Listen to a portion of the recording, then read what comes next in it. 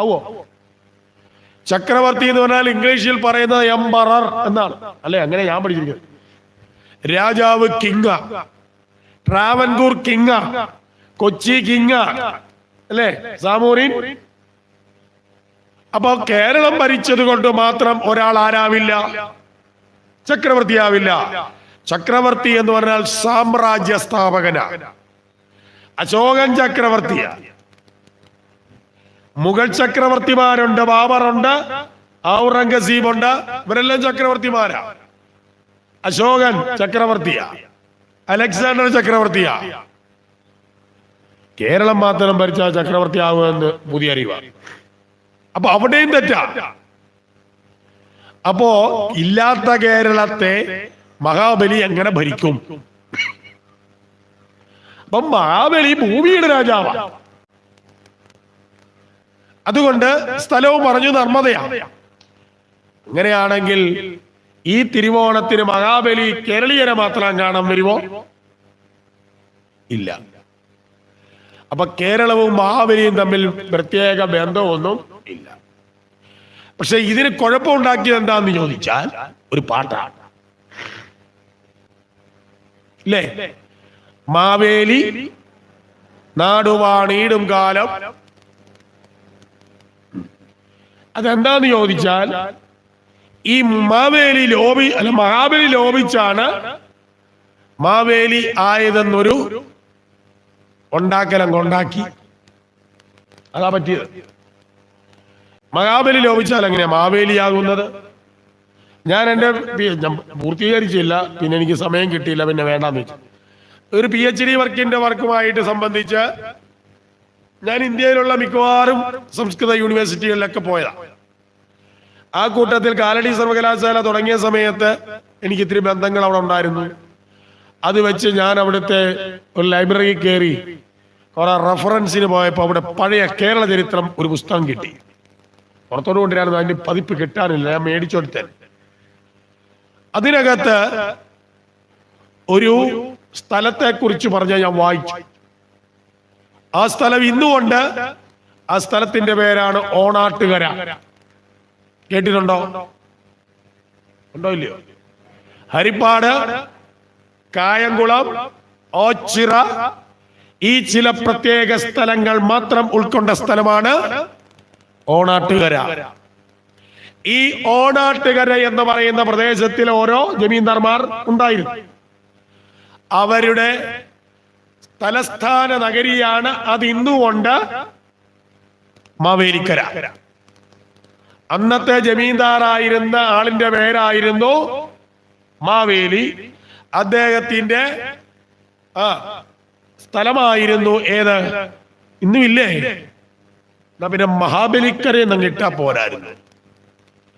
ഇന്നും ഓച്ചിറ അമ്പലത്തിൽ 28 ഓണം ഓണാട്ടുകരയുടെ ഓണം എന്നാ പറയുക. അപ്പോൾ അന്ന് അവിടെയുള്ള ഈ കൃഷിക്കാർ ചിങ്ങമാസമാകുമ്പോൾ അവരെ സംബന്ധിച്ചോളം ഹാർവസ്റ്റ് ഫെസ്റ്റിവൽ ആയിരുന്നു. അവരുടെ വിഭവങ്ങളെല്ലാം ആർക്കൊണ്ടെന്ന് കാഴ്ചവെക്കും? ഇദ്ദേഹം സത്യസന്ധനും ധർമ്മിഷ്ഠനുമായ രാജാവായിരുന്നത് കൊണ്ട് ആ നാട്ടുകാർ അദ്ദേഹത്തെ കേൾപ്പിച്ച പാട്ടാണ് മാവേലി നാട് വാണിടും കാലം മനുഷ്യരെല്ലാരും ഒന്നുപോലെ. ലാംഗ്വേജ് പരിശോധിച്ചാൽ അറിയാം, തിരുവിതാംകൂർ ഭാഷയാണ്, വടക്കൻ ഭാഷയല്ല. ഇനി മറ്റൊന്ന്, നമ്മുടെ പുതുവത്സരം എന്ന് പറയുന്നത് ഏതാ?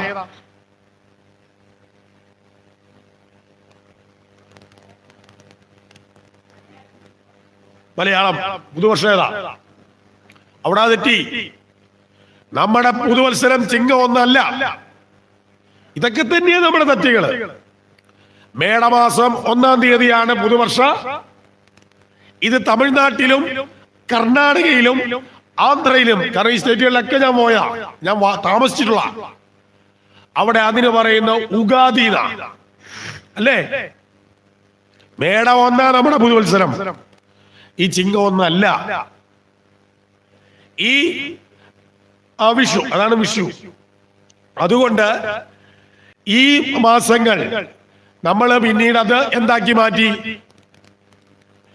ഇതാണ് പറ്റിയത്. ആരെങ്കിലും എന്തെങ്കിലും തോന്നിവാസം പറയുന്നത്, സാർ പറഞ്ഞില്ലേ ആശാമ്പാടി ഇന്നത്തെ ഇന്നലെ ചെയ്ത ഒരബദ്ധം, ഇന്നത്തെ ആചാരം, നാളത്തെ ശാസ്ത്രം. ആരാ പാടിയത്? കുമാരനാശാൻ. അതിന് ഏറ്റവും വലിയ പ്രത്യക്ഷമായ ഒന്ന് രണ്ട് കാര്യം പറയാം. ഇവിടെ കേരളത്തിൽ സാഹിത്യ അക്കാദമി അവാർഡും ഫിലിം അവാർഡുകളും വാങ്ങിക്കൂട്ടിയ ഒരു സിനിമയുണ്ട്, വടക്കൻ. ഇല്ലേ? വടക്കൻ വീരഗാഥ MDക്ക് വളരെയധികം പേരുകൾ ഉണ്ടാക്കി കൊടുത്തു. നമ്മളെല്ലാം കണ്ടു, ഞാനും കണ്ടു, നിങ്ങളും കണ്ടു. അതുവഴി എന്റെയും നിങ്ങളുടെയും ബുദ്ധിയിലേക്ക് വന്നത് ചന്തു ചീത്തയോ നല്ലവനോ അല്ലേ? ചരിത്രം പിന്നെ വഴിമാറുകയാ. ചന്തുവിനെ കണ്ട സിനിമ കണ്ടിട്ട് കണ്ടവനും പിള്ളാരുമെല്ലാം ചന്തുവിനെ പോലെ നല്ലവൻ വേറെ ആരും ഇല്ല. ഞാൻ ഈ ചന്തുവിന്റെയും ഒതേരന്റെയും ഒക്കെ കളരി നടക്കുന്ന ലോകനാർഗാവ് വടകര, അല്ലെങ്കിൽ ഇന്നത്തെ TP ചന്ദ്രശേഖരനെ വെട്ടിക്കൊന്ന സ്ഥലത്തിനപ്പുറത്ത് 3 വർഷം പോയി സപ്താഹം നടത്തിയതാ. അവിടെ ഇരുന്നപ്പോൾ ഒതേരൻ ചാടിക്കിടന്ന കുളം, അതേപോലെ തന്നെ മറ്റേ അയാൾ വെടിവെച്ചുണ്ടല്ലോ ഒതേരൻ ഇത് കഴിഞ്ഞ് വരുമ്പോ ആ സ്ഥലം, ലോകനാർഗാവിലെ ഇവരുടെ കളരി, ഇതെല്ലാം പോയി കണ്ടതാ.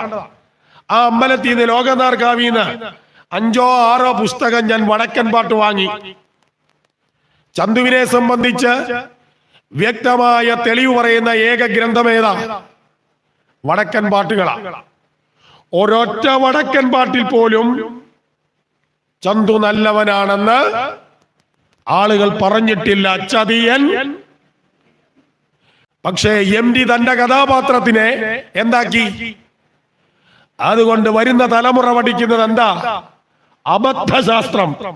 നിങ്ങൾക്ക് അവാർഡ് കിട്ടിക്കാണും, മേടിച്ചോട്ടെ. അതുപോലെ തന്നെ ഒരു പുസ്തകം 2-ാം ഊഴം, എന്തൊരു തോന്നിവാസം എഴുതി വെച്ചിരിക്കുന്നത്.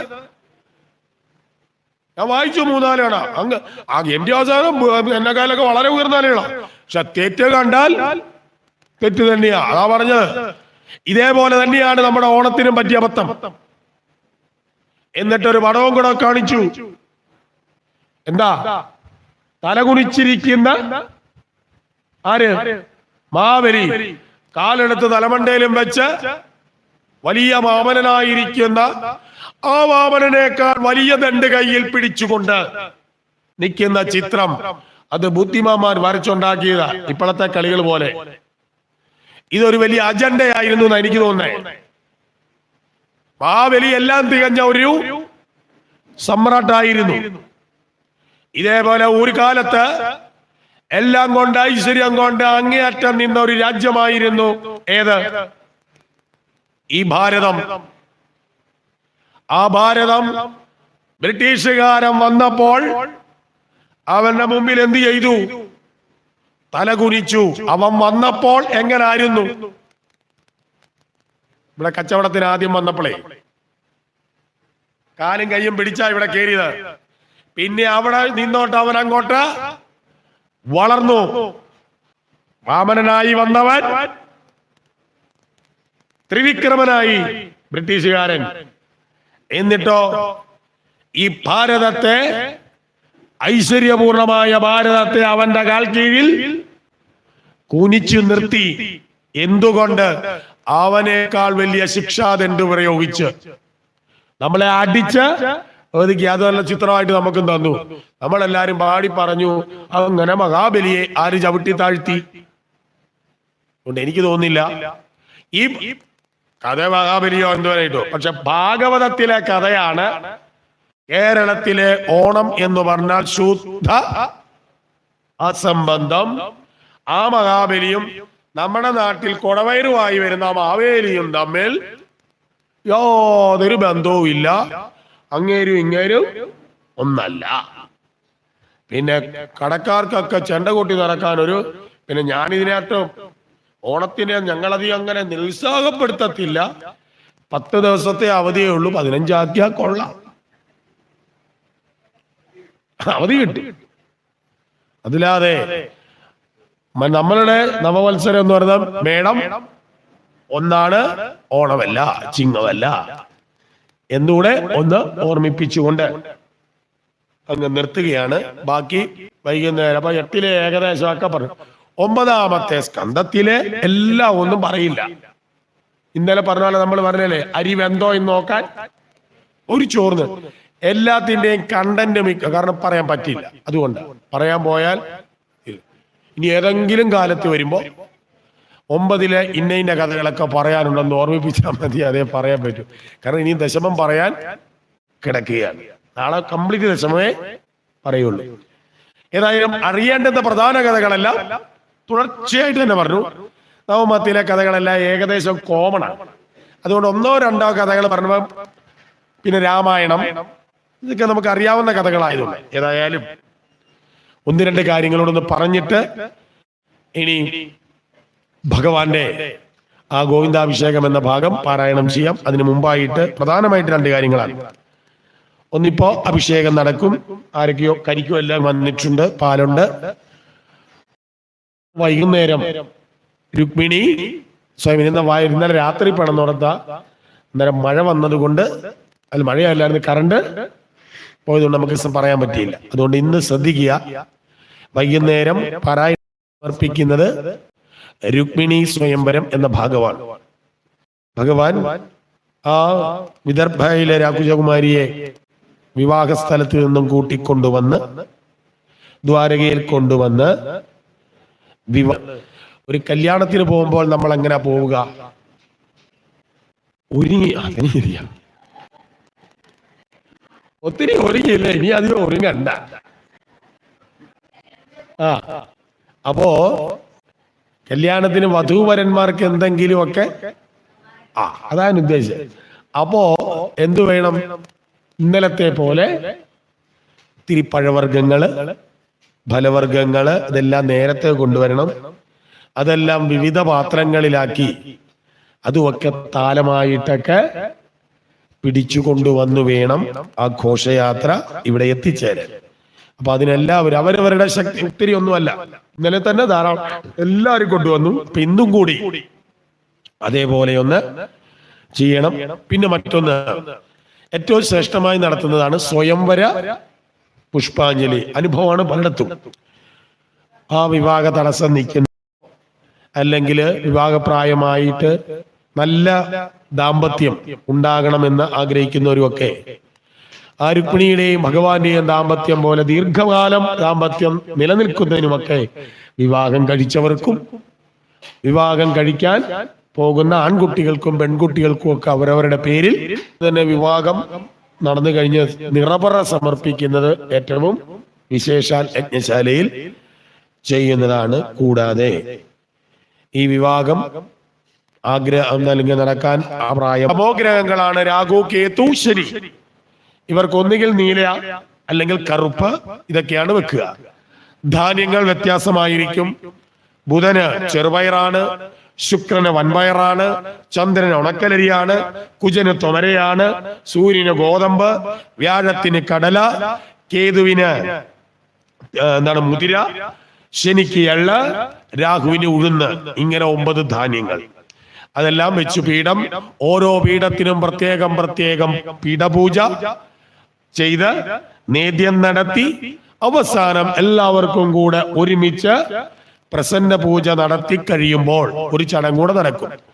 അതായത് ഈ നവഗ്രഹ പൂജയ്ക്ക് എഴുതുന്നവരും അല്ലാത്തവരുടെ കൂടുന്നവരെല്ലാം ആ പൂജയിൽ തങ്ങൾക്കുള്ള ഈ ഗ്രഹദോഷ ശാന്തിക്കായിട്ട് രാശിപ്പണം സമർപ്പിക്കാവുന്നൊരു ചടങ്ങുണ്ട്. അപ്പൊ 9 ഗ്രഹങ്ങളും ഗുരു, ഗണപതി 2 പീഠങ്ങളും, അങ്ങനെ 11 പീഠങ്ങളായിരിക്കും ഉള്ളത്. അതുകൊണ്ട് ഓരോ പീഠത്തിനും 1 രൂപ എന്ന കണക്കില് 11 രൂപ അത് കയ്യിലെടുത്തുകൊണ്ട് ഇവിടെ നിന്ന് നവധാന്യങ്ങൾ നിങ്ങൾക്ക് തരും.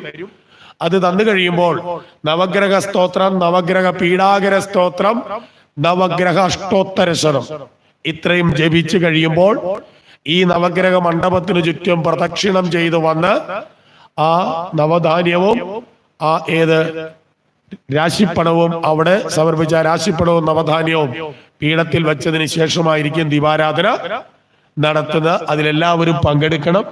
ഇന്ന് തന്നെ ഈ നവഗ്രഹ പൂജ എഴുതാനുള്ളവര് തങ്ങളുടെ പേരിലോ മക്കളുടെ പേരിലോ എല്ലാവരുടെയും പേരിലോ ഒക്കെ എഴുതേണ്ടുന്നവർക്ക് എല്ലാവർക്കും എഴുതാവുന്നതാണെന്നുള്ള കാര്യം ഓർമ്മ. പിന്നെ മറ്റൊരു കാര്യം പറയാനുള്ളത്, നാളെ പൂവിന്റെ ആവശ്യകത കൂടുതലാണ്. പക്ഷെ നാളെ പൂക്കൾ കൊണ്ടുവരുമ്പോൾ എല്ലാം കൂടെ ഇളക്കി വാരിക്കൊണ്ട് വരരുത്. തുളസിപ്പൂ പ്രത്യേകം, ഇല്ലെങ്കിൽ കുഴപ്പമൊന്നുമില്ല, ഇവിടെ ഇരുത്തി തിരിയിക്കും. മനസ്സിലായോ? എനിക്കായാലും സമയമില്ല, തിരുമേനിക്ക് ഒട്ടുമില്ല, അവര് വായിക്കാൻ. പിന്നെ ആരുണ്ട്? അതിന് വരുമ്പോഴേ തുളസിപ്പൂ പ്രത്യേകം, ചുവന്ന പൂക്കള് പ്രത്യേകം, പിന്നെ മഞ്ഞ ജമന്തിയോ മഞ്ഞച്ചെത്തിയൊക്കെ കിട്ടും അവ, പിന്നെ മഞ്ഞപ്പൂക്കള്, ചുവന്ന പൂക്കള്, വെള്ള നന്ദ്യാറുവട്ടം ധാരാളം ഉണ്ടല്ലോ, കുറേയേറെ കൊണ്ടിരണം. പിന്നെ ഏറ്റവും കൂടുതൽ വേണ്ടത് 3 ഗ്രഹത്തിന് ഒരേ പുഷ്പമാണ്, നീലശംഖു പുഷ്പം. ഇവിടെ ധാരാളം വരുന്നുണ്ട്. ആ നീലശംഖു പുഷ്പം കൊണ്ട് വേണം ആ പീഠത്തിന് ഓരോ മാലയും ചേർക്കണ്ട. അപ്പൊ കഴിയുന്നിടത്തോളം ശംഖുപുഷ്പം വീട്ടിലുള്ളവര് നാളെ നീല എത്രത്തോളം കൊണ്ടുവരാമോ അത് നമുക്ക് വാങ്ങിക്കാനും കിട്ടില്ല, തൊടിയിലൊക്കെ വളരുന്ന. അതുകൊണ്ട് ഇങ്ങനെ തന്നെ ആ കാര്യത്തിലൊന്ന് ശ്രദ്ധ വെക്കണം. അപ്പൊ ശംഖുപുഷ്പമായിട്ട് 1 മണിക്ക് വന്നിട്ടും കാര്യമില്ല, രാവിലെ ഒരു 10 മണിക്ക് മുമ്പെങ്കിലും എവിടെ എത്തിക്കണം? യജ്ഞശാലയില് എത്തിക്കണം. ഇത്രയും കാര്യങ്ങളൊന്നും ഇതിലേ പറയണമെന്നോർത്താണ്. അപ്പോ നാളത്തേക്കാണ് പറഞ്ഞത്. അതേപോലെ തന്നെ വീണ്ടും ഓർമ്മിപ്പിക്കുന്നു, സ്വയംവര സമയത്തേക്ക് എല്ലാവരും എത്തിച്ചേരണമെന്നൂടെ ഓർമ്മിപ്പിച്ചുകൊണ്ട് ഇനി ഭഗവാന്റെ ആ അഭിഷേകം, ഗോവിന്ദാഭിഷേകം എന്ന് പറയുന്ന ആ അധ്യായങ്ങൾ വായിക്കുകയാണ്. 2 അധ്യായമാണ്. ആദ്യത്തെ അധ്യായം വായിച്ചു കഴിഞ്ഞിട്ടാണ് പിന്നീട് ഭഗവാന്റെ അഭിഷേക ഭാഗം വായിക്കുന്നത്. ആ അധ്യായത്തില് ദേവേന്ദ്രൻ ഗോകുലത്തിൽ വന്നിട്ട് ആ ഭഗവാനെ സ്തുതിക്കുന്ന ഒരു സ്തുതിയുണ്ട്. ആ സ്തുതി ജപിക്കുമ്പോൾ എല്ലാവരും ഓം നമോ ഭഗവതേ വാസുദേവായ എന്ന മന്ത്രം ജപിക്കണം. അത് കഴിയുമ്പോഴായിരിക്കും ആ സുരഭിയുടെ വയസ്സുകൊണ്ട് ആ അഭിഷേകം നടത്തി എന്ന് പറയുമ്പോഴാണ് പാലുകൊണ്ട് ആദ്യം അഭിഷേകം ചെയ്യും. പിന്നീട് ആകാശഗംഗയിലെ ജലം ഐരാവതത്തിന്റെ കരത്തിലൂടെ അഭിഷേകം ചെയ്തു എന്ന് പറയുമ്പോഴാണ് ശംഖിലൂടെ കരിക്കും വെള്ളം കൊണ്ട് ആ സമയത്തൊക്കെ പറഞ്ഞത് കൊരവ ഇടണം, ഓം നമോ ഭഗവതേ വാസുദേവായ, കുരവ ഇതൊക്കെ ഇട്ടുവേണം ആ ചടങ്ങുകൾ നിർവഹിക്കാൻ എന്നോട് ഓർമ്മിപ്പിച്ചുകൊണ്ട് വായിക്കുക. ഓം നമോ ഭഗവതേ വാസുദേവായ. ഓം നമോ ഭഗവതേ വാസുദേവായ. ഷഡ്വിംശതിതമോധ്യായഃ. ശ്രീശുകോവാച ഏവം വിധാനി കർമാണി ഗോപകൃഷ്ണസ്യ വീക്ഷ്യതേ അതദ്വീര്യവിദപ്രോജോ സമഭ്യേത്യ സുവിസ്മിതാം ബാലകസ്യ യതേതാനി കർമാണ്യത്ഭുതാനി വൈ കഥമർഹസ്ത്യാസൗ ജന്മ ഗ്രാമ്യേഷു ആത്മജുഗുപ്സിതം യത്സപ്തഹായനോ ബാലകരേണൈകേന ലീലയാ കഥം വിപ്രദ്ഗിരിവരം പുഷ്കരം ഗജരാടിവ തോഗേനാമീലിതാക്ഷേണ പൂതനായാമഹൗജസാപീതസ്തന സഹ പ്രാണീ കാലേനേവ വയസ്തനോം ഹിന്വദോ അഥ ശയാനസ്യ മാസ്യസ്യ ചരണാവുദ അനോ അപദ വിപര്യസ്തം രുദദ പ്രപദാഹതം ഏകകായനാസീനോ ഹ്രിയമാണോ വിഹായസ ദൈത്യേനയസ്തൃണാവർത്തമഹൻ ഖണ്ഡഗ്രഹാതുരം ക്വചിത് ഹയ്യങ്ക വൈ വസ്തന്യേം മാത്രാ ബദ്ധൗലൂഹലെ ഗച്ഛൻ അർജുനയോർ മധ്യേ ബാഹുഭ്യാന്താവപാതയത് വനേ സഞ്ചാരയൻ വത്സാൻ സരാമോ ബാലകീർവൃതാ ഹന്തുകാമം മൃഗം ഹരേ ഹന്തുകാമം വ്യഹം ദോർഭ്യാം മുഖതോ വരിമപാടയത് വത്സേഷു വത്സരൂപേണ പ്രവിശന്തം ജിഗാംസയ ഹത്വാ ന്യപാദയത്തേന കവിദ്ധാനി ജലീലയാം ഹത്വാ രാസഭദൈദേയം തൽബന്ധൂം ശബലാന്യത ചക്രേ താലവനം ക്ഷേമം പരിപക്വഫലാന്യതം പ്രലംബം ഘാതയിത്വോഗ്രം ബലേന ബലശാലിന അമോചേദ്വ്രജപശൂൻ ഗോപാംശാരണ്യവന്യതാം ആശീവിഷതമാഹീന്ദ്രം ദമിത്വാ വിമതം ഹൃദാത് പ്രസഖ്യേദ്വാസ്യ യമുനാം ചക്രേസു നിർവിഷോദകാം ദുസ്ത്യജഷ്ടാനുരാഗോസ്മിൻ സർവേഷാം നോ വ്രജോഗസ നന്ദദേതനീയസ്മാസു തസ്യാവുൽപത്തികസ്കഥം സപ്തഹായനോ ബാലാകോ മഹാദ്രിവിധാരണം തതോ നോ ജായതേ ശങ്ക വ്രജനാദതവാത്മജേ ശ്രൂയതാ നന്ദ ഉവാച ശ്രൂയതാമ്യേവ ജോഗോ ഭാവ്യേതു ശങ്കാജവ്യോർഭഗേയേനം കുമാരമുദ്ദിശ്യ ഗർഗോ മേ യദുവാചഹാം വർണ്ണാശ്രയകിലാസ്യാസൻ ഗൃഹ്ണതോ അനുയുഗം തനു ശുക്ലോ രക്തസ്തദാ ഇതാനീം കൃഷ്ണതാംഗതാം പ്രാഗയം വസുദേവസ്യ ക്വചിജ്ജാതസ്തവാത്മജാ വാസുദേവ ഇതി ശ്രീമാൻ അഭിജ്ഞാ സംപ്രജക്ഷതേ ബഹൂനി സന്ധി നാമാനി രൂപാണി ച സുദസ്യതേ ഗുണകർമാനുരൂപാണി താന്യകം വേദനോ ജനാം ഏഷവശ്രേയാധാസ്യൽ ഗോപഗോകുലനന്ദനാനേന സർവദുർഗാണി യൂയം അഞ്ജസ്തരിഷ്യത പുരാണേന വ്യർജപതേ സാധവോ ദസ്യുപീഡിത അരാജകേ രക്ഷ്യമാണ ജിഘ്യോർദസ്യൂൻ സമേതിതാം യേതസ്മിൻ മഹാഭാഗ പ്രീതിം കുർവന്തി മാനവ നരയോപി ഭവന്ത്യേതാൻ വിഷ്ണുപക്ഷാനി വാസുരാം തസ്മാൻ നന്ദകുമാരോയം നാരായണ സമോ ഗുണേ ശ്രിയാ കീർത്തിയാനുഭാവേന തൽക്കർമ്മസു ന വിസ്മയ ഇദ്ധ്യദ്ധാമാം സമാദിശ്യ ഗർഗേ ച സുഗൃഹം ഗതേ മന്യേ നാരായണാസ്യാംശം കൃഷ്ണമക്ലിഷ്ടകാരിണം ഇതി നന്ദവജ ശ്രുത്വാ ഗർഗഗീതം വ്രജവഗസാ ദൃഷ്ടശ്രുതാനുഭാവാസ്തേ കൃഷ്ണസ്യാമിത തേജസാം മുദിതാനന്ദമാനർച്ചോ കൃഷ്ണം ചാദ്വിസ്മയാം ദേവേ വർഷതി യജ്ഞവിപ്ലവരുഷ വജ്രാശ്മ വർഷനിലൈ സീതത്പാല പശുസ്ത്രീ ആത്മശരണം ദൃഷ്ട്വാനുകമ്പുൽസ്മയൻ ഉൽപാട്ടീകരേണ ശൈലമബലോ ലീലോച്ചിലീന്ദ്രം യഥാ വിപ്രദ്ഗോഷ്ടമപാൻ മഹേന്ദ്രമാദഭിപ്രിയാൻ ഇന്ദ്രോ ഗവാം. ഓം നമോ ഭഗവതേ വാസുദേവായ. ഓം ശ്രീകൃഷ്ണാർപ്പണസ്തു. ശ്രീമദ് ഭാഗവതേ മഹാപുരാണേ പാരമഹംസ്യാം സംവിധായ ദശമസ്കന്ധേ പൂർവാർത്തേ ഷഡ്വിംശതിതമോऽധ്യായഃ.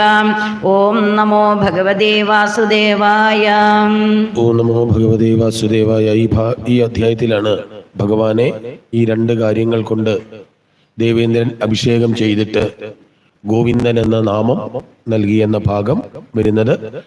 ആ അഭിഷേകം നടക്കുന്ന സമയത്ത് എല്ലാവരും കുരവയൊക്കെ ഇട്ടുകൊണ്ട് വേണം ആ അഭിഷേക ചടങ്ങുകൾ നടത്താൻ എന്നുള്ള കാര്യം കൂടി ഓർമ്മിപ്പിക്കും. ഓം ഭഗവതേ വാസുദേവായ. ഓം നമോ ഭഗവതേ വാസുദേവായ. ഓം നമോ ഭഗവതേ വാസുദേവായ. കായേന വാചാ മനസേന്ദ്രിയൈർവാ ബുദ്ധ്യാത്മനാ വാ പ്രകൃതേ സ്വഭാവാത് കരോമി അദ്യ സകലം പരസ്മൈ നാരായണായേതി സമർപ്പയാമി. ഓം സർവ്വ പ്രജാഭ്യ പരിപാലയന്താം ന്യായേന മാർഗേണ മഹിം മഹീശാം ഗോബ്രാഹ്മണേഭ്യഃ ശുഭമസ്തു നിത്യം.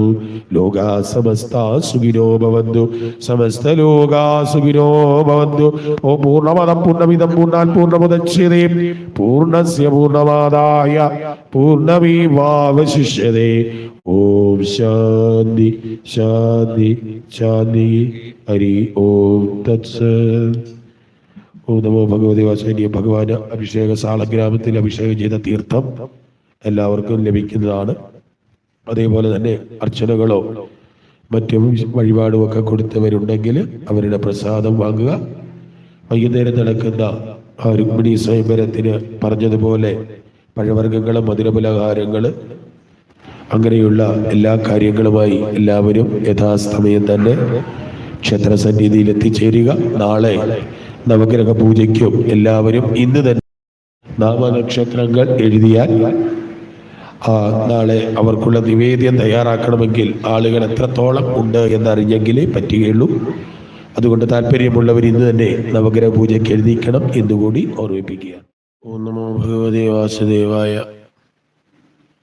5-ാം ദിവസം ഉച്ച ആയപ്പോഴത്തേക്ക് എല്ലാവർക്കും മോക്ഷത്തിനുള്ളതായെന്ന് തോന്നുന്നു. അല്ലേ സാറേ? ആളുകളൊക്കെ കുറഞ്ഞു, എല്ലാം ആയെന്ന് തോന്നുന്നു.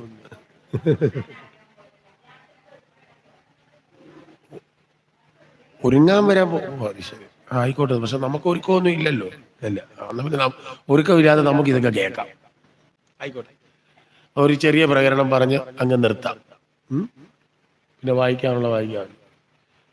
ഇനി പറയാനുള്ളത് നവമസ്കന്ധമാണ്. നവമസ്കന്ധത്തില് ധാരാളം കഥകളുണ്ട്. പ്രധാനമായിട്ട് നോക്കിയാൽ 3 വംശ ഉൽപ്പത്തികളാണ് അവിടെ പറയുക. ആദ്യം ചന്ദ്രവംശത്തെ പറ്റി പറയും, പിന്നീട് സൂര്യവംശം, പിന്നീട് യാദവ വംശം. ഇത്രയും വംശപരമ്പരകളാണ് അതിൽ പറയുന്നത്. അതില് മറ്റൊരു കാര്യം ശ്രദ്ധിച്ചാൽ ഇതില് പല കഥകളുണ്ട്. ആദ്യം സുദ്യുമ്നന്റെ ഇളയുടെ കഥയാണ്, പിന്നീട് സുകന്യയുടെ ശര്യാദിയുടെ കഥ, അതിനുശേഷം അംബരീഷൻ, ശ്രീരാമൻ, പിന്നെന്താണ് പരശുരാമൻ, ഗജദേവയാനി, അതേപോലെ തന്നെ സകരന്മാരുടെ കഥ, ഇങ്ങനെ ദുഷ്യന്തൻ, ശകുന്തള, ഇവരുടെയൊക്കെ കഥകളാണ് പറയുന്നത്. പക്ഷെ മൊത്തത്തിൽ നമ്മൾ ഈ കഥകളെ പരിശോധിച്ചാൽ പ്രധാനമായിട്ടൊരു കാര്യം, ആ കഥകളിലെ പ്രധാന കഥാപാത്രം ആരാണോ ആ ആളുകളെല്ലാവരും പ്രാണസങ്കടത്തിൽ പെടുന്നതായിട്ട് കാണാം. എന്തുകൊണ്ടാണ് അങ്ങനെ ഒരു സന്ദർഭം അവിടെ വന്നത്?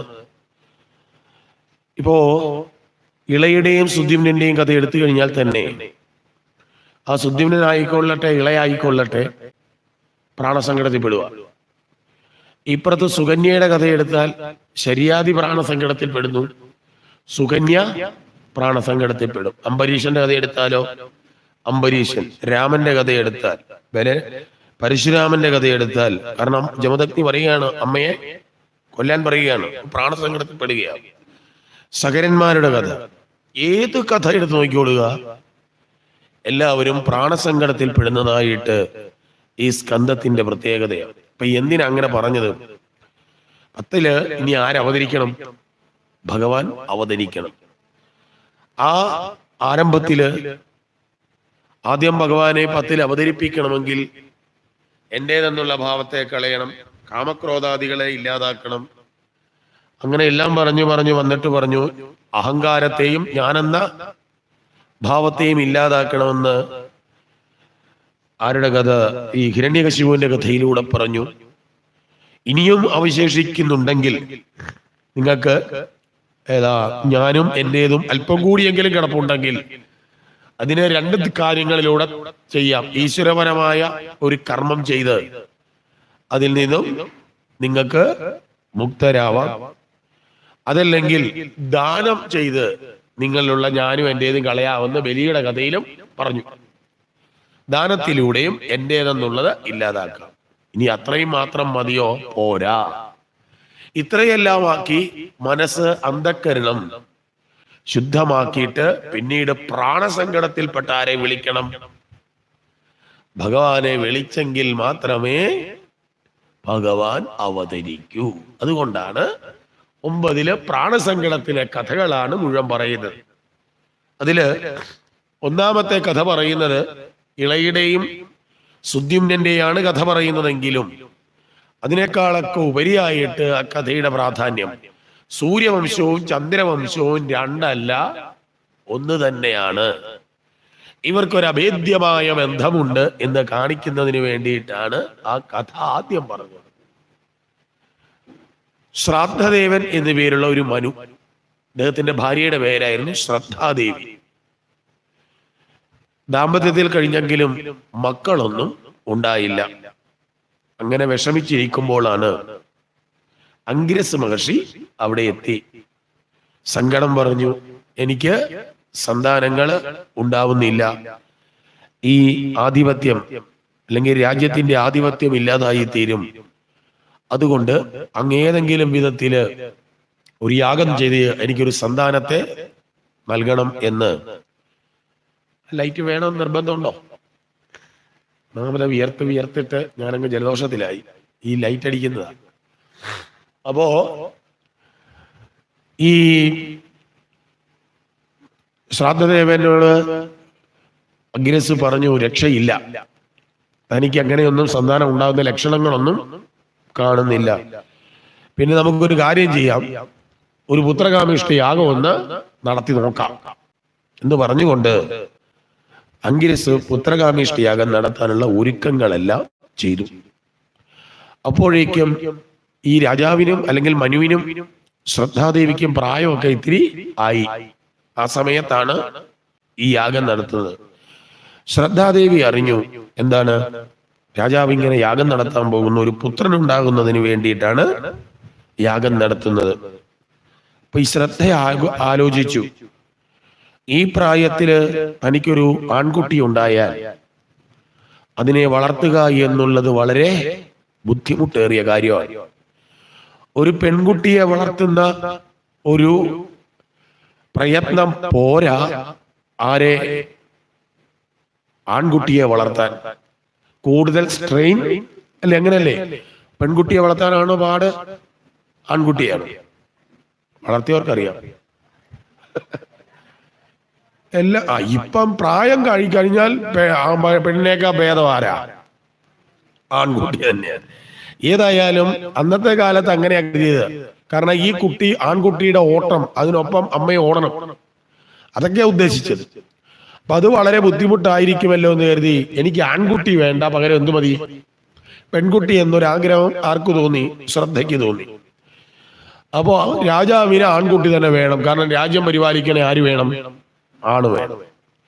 അപ്പൊ ഈ ശ്രദ്ധാദേവി ആലോചിച്ച് ഇതിനെന്താ മാർഗം.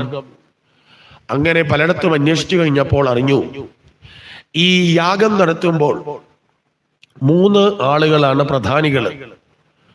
ഒന്ന് യജമാനൻ, മറ്റൊന്ന് ഹോതാവ്, പിന്നെ ഒരാള് അധ്വര്യു.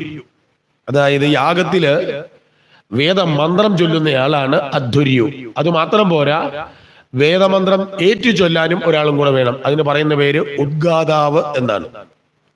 ഇപ്പോ യജമാനൻ, ആ യാഗത്തിൽ ഹവിസുകൾ ഹോമിക്കുന്നയാള് ഹോതാവ്, ആ യാഗം നടക്കണമെങ്കിൽ വേദമന്ത്രം ചൊല്ലണം. വേദമന്ത്രം ചൊല്ലുന്നയാളിന്റെ പേര് അധ്വര്യു, വേദമന്ത്രം ഏറ്റു ചൊല്ലുന്നയാളിന്റെ പേര് ഉദ്ഗാതാവ്. ഇങ്ങനെ 4 പേരാണ് പ്രധാനം. അപ്പൊ ആരോ പറഞ്ഞു, ഒറ്റ പരിപാടി ചെയ്താൽ മതി. ഈ യാഗം ചെയ്യുമ്പോൾ ആൺകുട്ടി ഉണ്ടാവാനായിട്ട് മന്ത്രങ്ങൾ ചൊല്ലുമ്പോൾ എല്ലാ മന്ത്രങ്ങളും എങ്ങനെയായിരിക്കും ചൊല്ലുക? പുല്ലിംഗത്തിലായിരിക്കും. ആ സ്ഥാനത്ത് പുല്ലിംഗം മാറ്റി മന്ത്രം എന്താക്കിയാൽ മതി? സ്ത്രീലിംഗമാക്കിയാൽ മതി. അപ്പൊ ഗുണം എന്താ? സ്ത്രീലിംഗത്തിലാവുമ്പം ഉണ്ടാകുന്ന ഫലവും ആ തരത്തിലായിരിക്കും.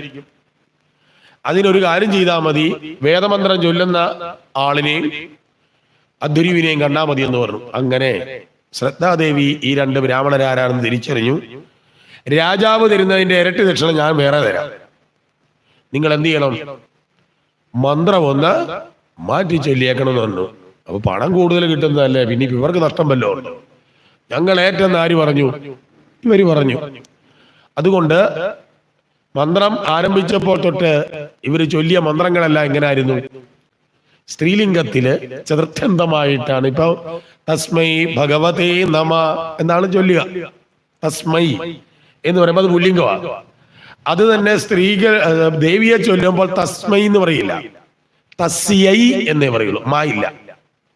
യാ ദേവി സർവഭൂതേഷു ബുദ്ധിരൂപേണ സംസ്ഥിത നമസ്തസ്യൈ നമസ്തസ്യൈ നമസ്തസ്യൈ നമോ നമ. അവിടെ തസ്മൈ എന്നില്ല. ഗുരുർ ബ്രഹ്മ ഗുരുർ വിഷ്ണു ഗുരുദേവോ മഹേശ്വര ഗുരു സാക്ഷാത് പരം ബ്രഹ്മ തസ്മൈ. ഉണ്ടോ വ്യത്യാസം കണ്ടോ? അപ്പൊ തസ്മൈ എന്ന് പറഞ്ഞപ്പോ പുല്ലിംഗമായി, തസ്യൈ എന്ന് പറഞ്ഞാൽ ഒന്ന് അവനായിക്കൊണ്ട്, ഇപ്പുറത്ത് വരുമ്പോ അവൾക്കായിക്കൊണ്ട്, ഇങ്ങനെ വരും യഥാർത്ഥം.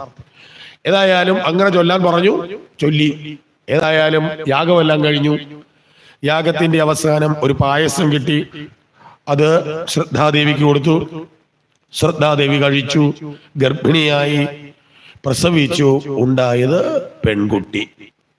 ഇതിൽ പരം സങ്കടം ആർക്കില്ല? രാജാവിന്. പിന്നെ ഒരു തരത്തിൽ സങ്കടം മാറി. ഒരു മകളാണെങ്കിലും ഉണ്ടായല്ലോ. ഉണ്ടായ പെൺകുട്ടിക്ക് ഇള എന്ന പേര് കൊടുത്തു. അങ്ങനെ വലിയ കുഴപ്പമില്ലാതെ കൊട്ടാരത്തിൽ, എന്നാലും മനസ്സിൽ ഒരു സങ്കടമുണ്ട്, പെൺകുട്ടിയാണല്ലോ എന്ന്. അങ്ങനെ ഇരിക്കെ വീണ്ടും ഈ അംഗിരസ് മഹർഷി എവിടെ എത്തി? ഈ മനുവിന്റെ കൊട്ടാരത്തിലെത്തി. അവിടെ വെച്ച് പറഞ്ഞു, അങ്ങ് എന്തൊരു പരിപാടിയാ കാണിച്ചത്. എനിക്ക് ആൺകുട്ടിക്ക് വേണ്ടിയിട്ടല്ലേ ഞാൻ ചെയ്തത്, പക്ഷെ എനിക്കുണ്ടായത് പെൺകുട്ടി. അപ്പോ ശരിയാണല്ലോ. അംഗിരസ് ആലോചിച്ചു. അംഗിരസ് കബഡി നിരത്തിയപ്പം തെളിഞ്ഞു, ഇത് ആര് പണി ഒപ്പിച്ചതാ? ഇവര് മന്ത്രം ചൊല്ലി തെറ്റിച്ചതാണ് എന്ന് പറഞ്ഞു. എന്റെ കുഴപ്പമല്ല. അത് ആ മന്ത്രം ചെയ്തവരുടെ പരിപാടിയാന്ന് പറഞ്ഞു. ഞാനിപ്പോ എന്ത് ചെയ്യാനാ? വീണ്ടും രാജാവ് കിടന്ന് നിർബന്ധമായി, എനിക്ക് ഈ പെൺകുട്ടി ആരാക്കണം, ആൺകുട്ടിയാക്കി തരണം. ഇദ്ദേഹം പറഞ്ഞു, എനിക്കതിനുള്ള വഴിയൊന്നും അറിയില്ല.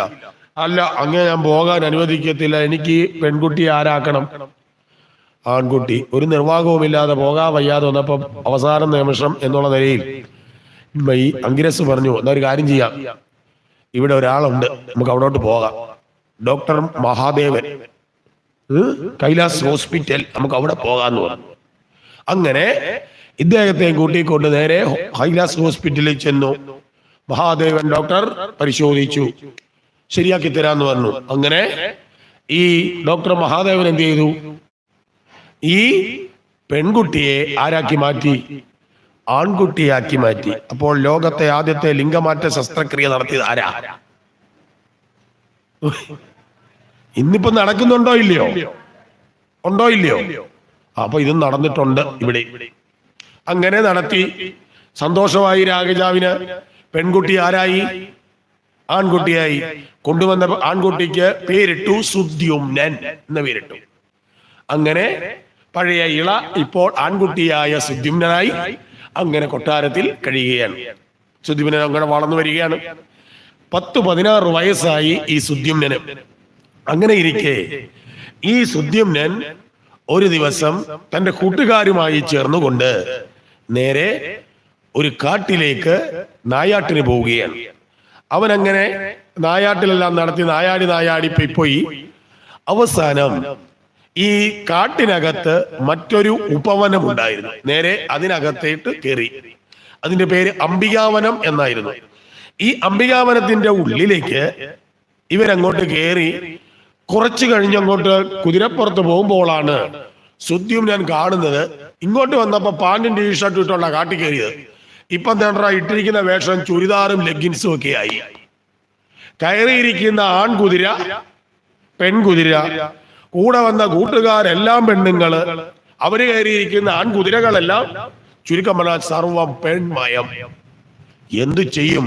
രാവിലെ കൊട്ടാരത്തിൽ നിന്ന് ഇറങ്ങിയിരിക്കുന്നത് രാജകുമാരനായിട്ട് ഇപ്പോൾ ആരായി മാറിയിരിക്കുന്നു? സ്ത്രീയായി.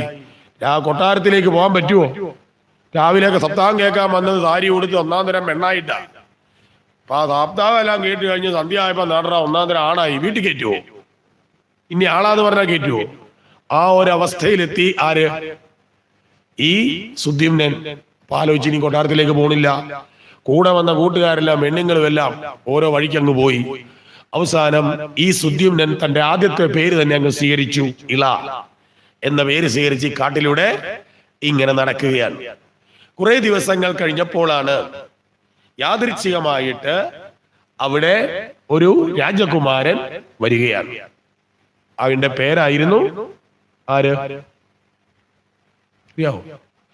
ചന്ദ്രന്റെ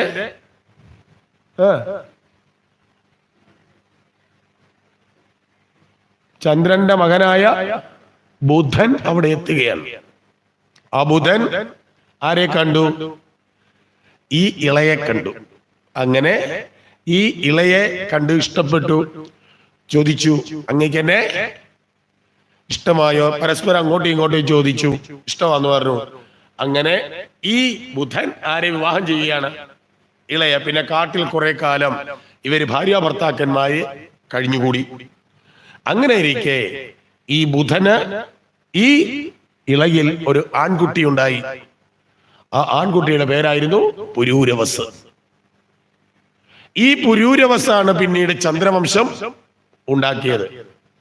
അങ്ങനെ പുരൂരവസ് എന്ന കുട്ടി ഉണ്ടായി കഴിഞ്ഞപ്പോൾ ബുധൻ പറഞ്ഞു, ഇനി എനിക്ക് കുട്ടിയെ മതി, നീ പൊക്കോളാൻ പറഞ്ഞു. അങ്ങനെ പുരൂരവസിനെ എടുത്തോണ്ട് ആര് പോയി? ബുധൻ അങ്ങ് കടന്നു കളഞ്ഞു. വീണ്ടും ആരായി? ഇള ഒറ്റയ്ക്കായി. അങ്ങനെ ഈ ഇള യഥാർത്ഥത്തിൽ ആര് തന്നെയാ? ശ്രദ്ധദേവൻ മനു സൂര്യപുത്രൻ. അപ്പൊ സൂര്യവംശത്തിൽ പിറന്നവനാണ് ആര്? ഇള. ചന്ദ്രന്റെ മകനായ ബുധനുമായിട്ടാണ് ചേർച്ച വന്നത്. അതിലാണ് പുരൂരവസ് ഉണ്ടായത്. ആ പുരൂരവസാണ് പിന്നെ ഏത് വംശം ഉണ്ടായത്? അപ്പൊ ചന്ദ്രവംശവും സൂര്യവംശവും രണ്ടാണോ? ഒന്ന് തന്നെയെന്ന് പറയാനായിട്ടാ. ഇങ്ങനെയാണ് ഈ വംശപരമ്പര വന്നത്. അങ്ങനെ ആ ഇള അവിടെ കഴിയുകയാണ്. അപ്പോ ഇളയ്ക്ക് തോന്നി, എങ്ങനെയും ആണായിട്ട് എങ്ങോട്ട് പോകണം? തിരികെ കൊട്ടാരത്തിൽ പോകണം. പക്ഷെ ഇങ്ങനെ പോകാനും പറ്റില്ല. ആകപ്പാടെ ഏതെങ്കിലും തരത്തില് തനിക്ക് പുരുഷനായി തന്നെ മാറണമെന്ന് ഇങ്ങനെ ആഗ്രഹിച്ചടക്കുകയാണ്. ആ സമയത്താണ് അങ്കിരസ് മഹർഷിയെ വീണ്ടും ഈ കണ്ടുമുട്ടി. അവിടെ വെച്ച് അങ്കിരസ് ഒരു ഉപദേശം കൊടുക്കുന്നുണ്ട്. അതാണ് ദേവി ഭാഗവത്തിലേക്ക് അത് വരുന്നത്. ഇവിടെ ഇരുന്നു കൊണ്ട് നീ ദേവി ഭാഗവതം നവാഹയജ്ഞം നടത്താൻ പറയുകയാണ്. അങ്ങനെ നവാഹയജ്ഞം നടത്തി കഴിഞ്ഞപ്പോഴാണ് പിന്നെ ഭഗവാന്റെ അനുഗ്രഹം ലഭിക്കുന്നത്, ദേവിയുടെ അനുഗ്രഹം ലഭിക്കുന്നത്. ദേവി ഭാഗവതത്തിന്റെ രീതി. പക്ഷെ ഇവിടെ ഇങ്ങനെ അങ്കിരസിനെ കണ്ടുമുട്ടി അങ്കിരസിനോട് ആരാണെന്ന് ചോദിച്ചപ്പോൾ, അങ്ങ് പണ്ട് എനിക്ക് ഇങ്ങനെ ഒരു ഇതൊക്കെ ശരിയാക്കി തന്നതാ, എന്നെ പണ്ട് പെണ്ണായിരുന്നു ആരാക്കുക, സ്ത്രീ ആയതാണ്, പിന്നീട് ഞാൻ ആരായി, പുരുഷനായി, വീണ്ടും ഞാനിപ്പോൾ ആരായി, സ്ത്രീ ആയിരിക്കുന്നു. അതുകൊണ്ട് അങ്ങ് ഏത് വിധേന എന്നെ പഴയതുപോലെ എന്താക്കണം, പുരുഷനാക്കണം എന്ന് പറഞ്ഞു. ഇനി പറ്റത്തില്ല, നീ ഒരു കാര്യം ചെയ്യും, ഇതിന് പരിഹാരം ചെയ്യാൻ ഇനി ആരെ കൊണ്ടേ പറ്റുള്ളൂ, മഹാദേവനെ കൊണ്ടേ പറ്റുകയുള്ളൂ. ഒരു കാര്യം ചെയ്ത് നീ അവിടെ ചെന്ന് പ്രാർത്ഥിക്കാൻ പറഞ്ഞു. അങ്ങനെ ഈ വീണ്ടും പെൺകുട്ടിയായി ഇളയായി തീർന്ന ഈ സുദ്യുമ്നൻ നേരെ എവിടെ പോവുകയാണ്, കൈലാസത്തിൽ ചെല്ലുകയാണ്. മഹാദേവനെ കണ്ട് തന്റെ സങ്കടമെല്ലാം പറഞ്ഞു കഴിഞ്ഞപ്പോൾ പറഞ്ഞു, മഹാദേവൻ പറഞ്ഞു നടക്കത്തില്ല, കാരണം ഈ ഓപ്പറേഷൻ ഒരു തവണ നടത്തത്തുള്ളൂ, ഇനി നടത്താൻ പറ്റുകയില്ല എന്ന് പറഞ്ഞു. ആകപ്പാട് ദുഃഖിതനായി ആര്, ഈ പെൺകുട്ടി. അവിടെ നിന്ന് പോകാൻ നേരത്ത് പാർവതി ദേവി അദൃശ്യമായിട്ട് ദുഃഖിച്ചു പോകുന്ന ഇവളെ കാണുകയാണ്, ചോദിച്ച കാര്യങ്ങളെല്ലാം. അപ്പൊ പാർവതി ദേവിക്കൊരു കനിവ് തോന്നിയിട്ട് പറഞ്ഞു, അങ്ങേര് തന്നില്ലേലും വേണ്ട, ഞാൻ പരിപാടി തരാന്ന് പറഞ്ഞു. അങ്ങനെ ഇവളെ വിളിച്ചിട്ട് പറഞ്ഞു, ഒരു കാര്യം ചെയ്യ്, ഞാനൊരു അനുഗ്രഹം തരുന്നു, നീ ഒരു മാസം പുരുഷനായിരിക്കും, അടുത്ത മാസം സ്ത്രീ ആയിരിക്കും. എന്നാ കിട്ടിയതാട്ട് അതെങ്കിലും ആട്ടെന്ന് വെച്ചാൽ അതും മേടിച്ചോണ്ട് പോകുന്നു. എന്തുകൊണ്ട് പാർവതിക്ക് കനിവുണ്ടായി? പിന്നെ അതിനൊരു സബ്കഥ ഇവിടെ പറയുകയാണ്, ഉപകഥ. എന്താണ്? ഒരിക്കൽ മഹാദേവനും പാർവതി ദേവിയും കൂടെ കൈലാസത്തിൽ അങ്ങനെ വിഹരിക്കുകയാണ്. ഈ സമയത്താണ് തെക്കുഭാഗത്ത് തപസ്സെല്ലാം ചെയ്ത് കഴിഞ്ഞിട്ട് സനകാദി മഹർഷിമാര് കൈലാസത്തിലെ മാനസ സരസിലേക്ക് പോവുകയാണ്. അവരിങ്ങനെ ആകാശത്തിലൂടെ പോകുമ്പോഴാണ് കൈലാസം കണ്ടുപറ്റിയത്. ഉടൻ തന്നെ എന്ത് ചെയ്തു, എന്നാ പിന്നെ ഭഗവാനെ ഒന്ന് കണ്ടു തൊഴുതിട്ട് ഇവിടെ നിന്നും പോകാമല്ലോ എന്ന് കരുതിക്കൊണ്ട് നേരെ കൈലാസത്തിലേക്ക് ഇറങ്ങി. കാവൽപ്പടന്മാരല്ല ഇവരെ കണ്ട ഉടനെ എന്നെ കയറ്റി വിട്ടു. കാരണം ജനവിജയന്മാരുടെ സംഭവം അവർക്കറിയാം, അതുകൊണ്ട് വേഗം പൊക്കോളാൻ പറഞ്ഞു. അവരിങ്ങനെ കയറി വിട്ടു.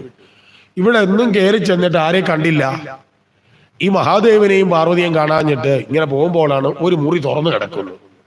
ചാരി നേരെ അകത്തോട്ട് എന്ന് കേറിയപ്പോൾ ഇവര് കാണുന്ന കാഴ്ച എന്താ?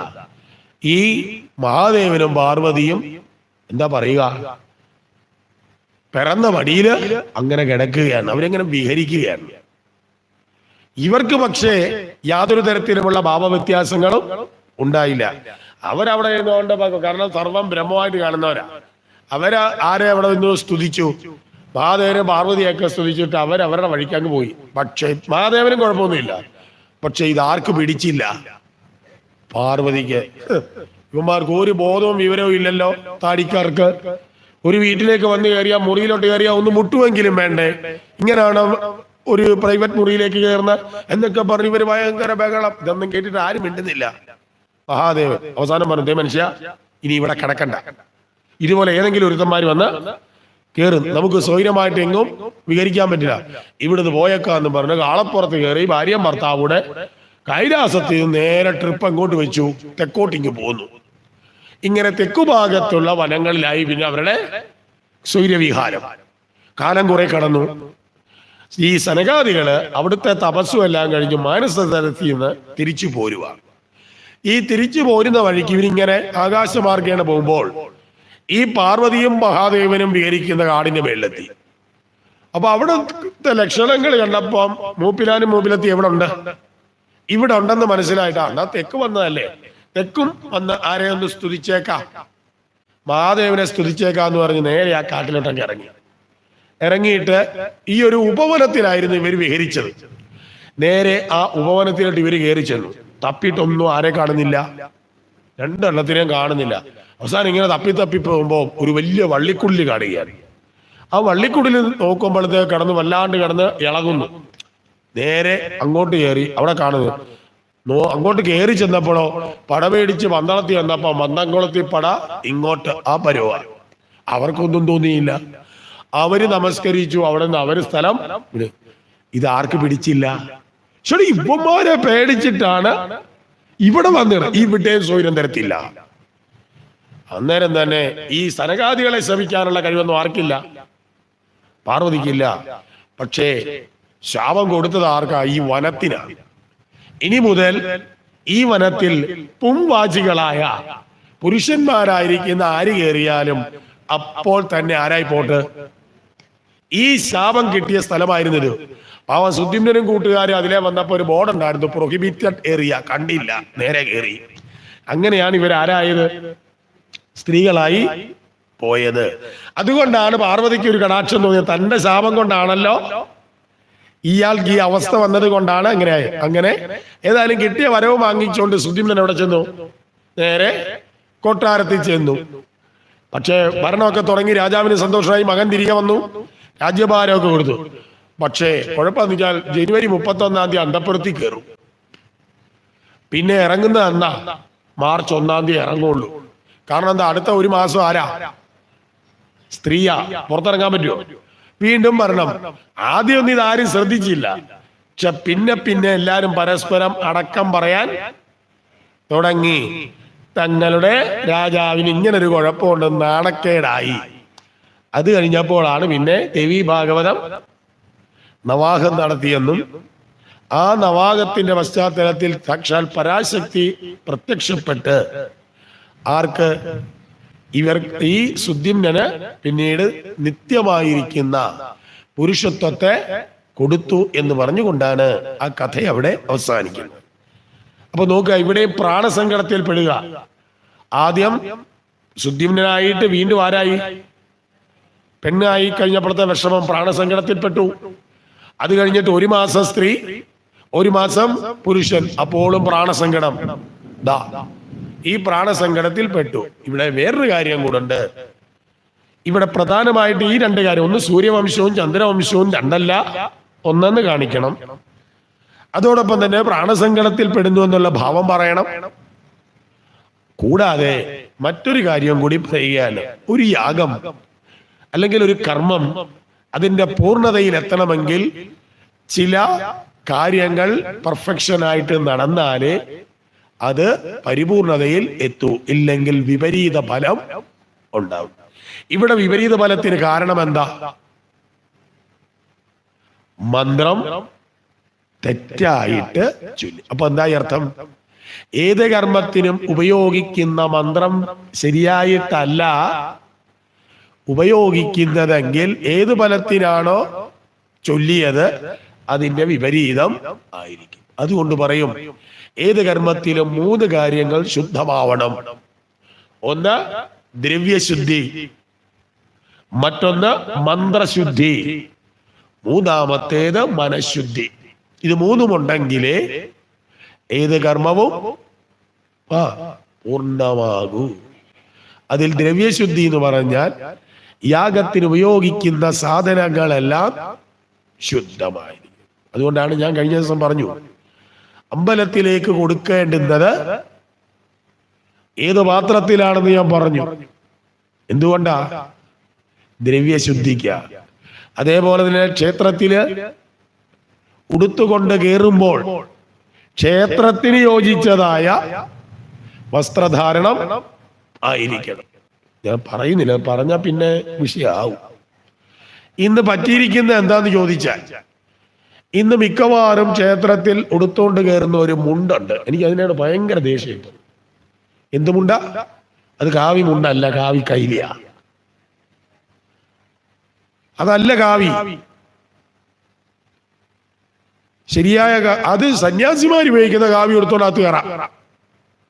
അതേതാ? വെള്ള വസ്ത്രത്തിൽ കാവി മണ്ണ് മുക്കിയെടുക്കുന്ന മുണ്ടാ ഉടുക്കേണ്ടത്. അതാ കാവി. ഇത് ഡയ്യ. ഏത്? മാർക്കറ്റിൽ കിട്ടുന്ന മറ്റ് കൈലികൾ ഉണ്ടാക്കുന്ന പോലെ ഒരു കളർ, അത്രയേ ഉള്ളൂ. ഇത് കാവിയല്ല. ഇപ്പൊ വന്ന് അതെല്ലാം കാവ്യ ആയതുകൊണ്ട് ഞാൻ ഇന്നലെ പറഞ്ഞില്ലേ, ഷാപ്പിൽ നിന്ന് വരുന്നവനും ഏതെടുത്തോണ്ടാ വരുന്നത്. ഇപ്പൊ കാവി ഇറച്ചി വെട്ടുകാരൻ വെട്ടാൻ നിൽക്കുന്ന ഏതെടുത്തോണ്ടാ, കാരണം ആ കാവിയുടെ വില കളയുക. ഞാൻ എതിർത്ത് തന്നെ പറയും, എന്നെ ഇഷ്ടപ്പെട്ടാലും വിളിച്ചാലും വിളിച്ചില്ലേലും എനിക്കതൊരു വിഷയമല്ല. കാരണം ഞാൻ കാവി മുക്കി കൊടുത്തിട്ടുള്ളവനാ, അതുകൊണ്ട് എനിക്കറിയാം. ആശ്രമത്തിൽ നിന്ന് സ്വാമിക്ക് ഈ മണ്ണിനകത്ത് 3-4 ദിവസം ഇടും, അതിനുശേഷം അതെടുത്ത് പിഴിഞ്ഞ് അവസാനം കരിക്കും വെള്ളം ഒഴിച്ച് കരിക്കും വെള്ളത്തിൽ മുക്കിയിട്ടാണ് ഈ കറ പിടിപ്പിച്ച് എടുത്തു കൊടുത്തോണ്ടിരുന്നത്. അത് ഒന്നാം തരം വെള്ളമുണ്ടായില്ല, നമ്മുടെ സാധാരണ വെള്ളമുണ്ടായി ഇങ്ങനെ ആക്കണത്. ആ കാവി എടുത്തോണ്ട് എവിടെ കയറാം. അതേപോലെ തന്നെ ഒരു കർമ്മത്തിന് ഇരിക്കുന്നവർക്ക് ഈ ദാനം കൊടുക്കുമ്പോ, ദക്ഷിണ കൊടുക്കുമ്പോ ഏത് കൊടുക്കാൻ പാടില്ല. കാവ്യമുണ്ട്. കാവ്യ ഒരാൾക്ക് ദാനം ചെയ്യാനുള്ള അല്ല, അത് സന്യാസമെടുക്കുമ്പോൾ ആ ഗുരുവാണ് ആർക്ക് കാവ്യ കൊടുക്കുന്നത്, ആ സന്യാസ ദീക്ഷ എടുക്കുന്നവർക്ക് അതിനാ കാവ്യ ഉപയോഗിക്കുന്നത്. പക്ഷെ ഇന്നതെല്ലാം തലതെറ്റിച്ചാണ് ചെയ്യുന്നത്. അപ്പൊ പറഞ്ഞത് ദ്രവ്യശുദ്ധി, ക്ഷേത്രത്തിൽ കയറുന്നതിനൊരു ചിട്ടയുണ്ട്. ഇതൊന്നും ചെയ്യാതെ അകത്ത് കയറി ഞങ്ങൾ ഇങ്ങനെ കയറുള്ളൂ, ഇങ്ങനെ എങ്ങനെ കയറിയാലും എനിക്ക് വിഷയമല്ല. പക്ഷെ ഇങ്ങനെ സാധനങ്ങൾ കൊടുക്കുമ്പോൾ, ഏത് സാധനവും കൊടുക്കുമ്പോൾ പറഞ്ഞില്ലേ, ഒരു പൂവാണെങ്കിലും കൊണ്ടുവെക്കുന്ന സ്റ്റീൽ പാത്രത്തിലല്ല വെക്കേണ്ടത്, ഇലയിൽ വെക്കുക. സ്ഫടികം, കുപ്പി, ഇതിലൊക്കെയാണ് സാധനങ്ങൾ കൊടുക്കുക. സ്റ്റീൽ പാത്രത്തിൽ കൊടുത്താൽ ഞാൻ പറഞ്ഞില്ലേ ഇന്നലെ, മദ്യത്തിന് തുല്യമാണ്. അതുകൊണ്ട് പാത്രശുദ്ധി നിർബന്ധമാണ്.